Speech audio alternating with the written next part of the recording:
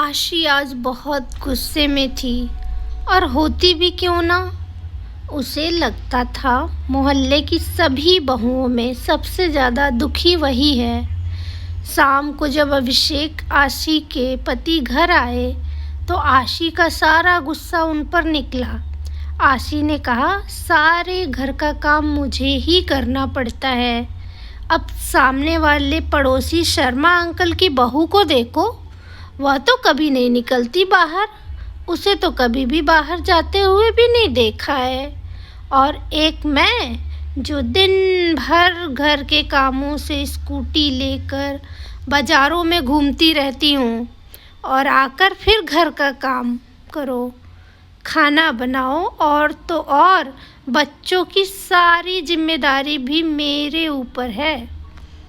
आपसे तो इतना भी नहीं होता कि बच्चों की स्कूल की डायरी भी चेक कर ले, वह भी मुझे ही करनी है। आशी गुस्से में सारी बातें अभिषेक को बोले जा रही थी और अभिषेक चुपचाप खड़े हुए चेहरे पर थोड़ी सी मुस्कान लिए उसे हाव भाव दे रहे थे। अभिषेक के मजाक के हाव भाव देखकर आशी और ज़्यादा नाराज हो गई और चिल्लाते हुए बोली, सही है आपका, यहाँ मैं जल रही हूँ और आप मेरे मजे कर हंस रहे हो। तब अभिषेक ने हंसते हुए कहा, यार आशी, अब तुम्हारी इन बेकार की बातों पर हंसी नहीं तो क्या सीरियस हूँ।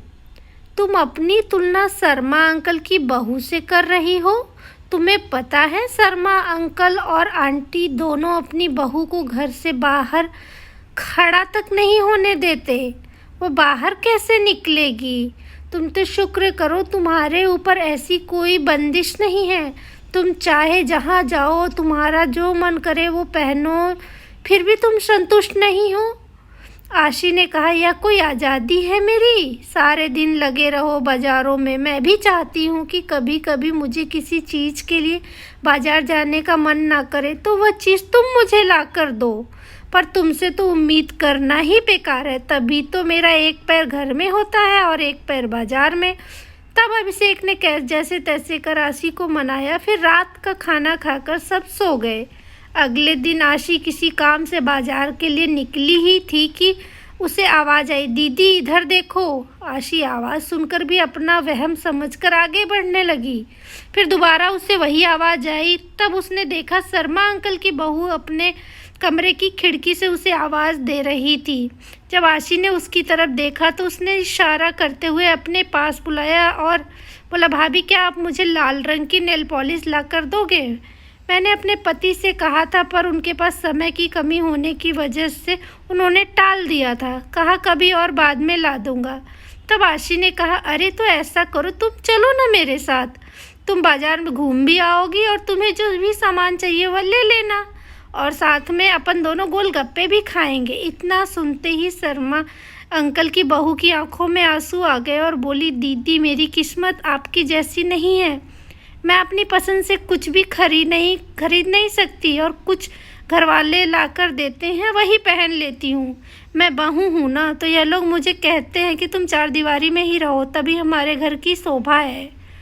आज के ज़माने में भी मेरी सास मुझे घर से बाहर जाने नहीं देती और ना ही पड़ोस में किसी से बात करने देती है।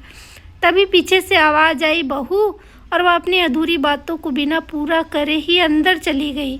और उसके अंदर जाने के बाद आशी यह सोचने पर मजबूर हो गई कि किस्मत किसकी खराब है, मेरी कि उसकी। मुझे अपने घर और बाहर दोनों का काम संभालना पड़ता है, या शर्मा अंकल की बहू की जो अपने घर के बाहर भी खड़ी नहीं हो सकती। आशी सोचने लगी कि मैं तो हमेशा यही सोचती थी कि शर्मा अंकल की बहू के तो ऐश है, जो उसे घर पर बैठे बिठाए हर सामान मिल जाता है।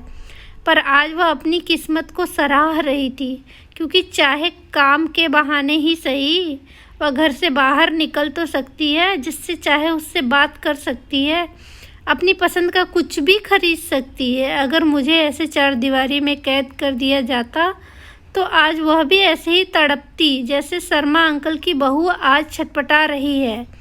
आज आशी को समझ आया था कि जैसा हमें दूर से दिखाई देता है, सच्चाई में अक्सर ऐसा होता नहीं है। इसलिए दोस्तों, हमें जो भी मिला है हमें उसमें संतुष्ट रहना चाहिए, क्योंकि भगवान ने हमें हमारे हिसाब से सबसे बेहतर दिया है।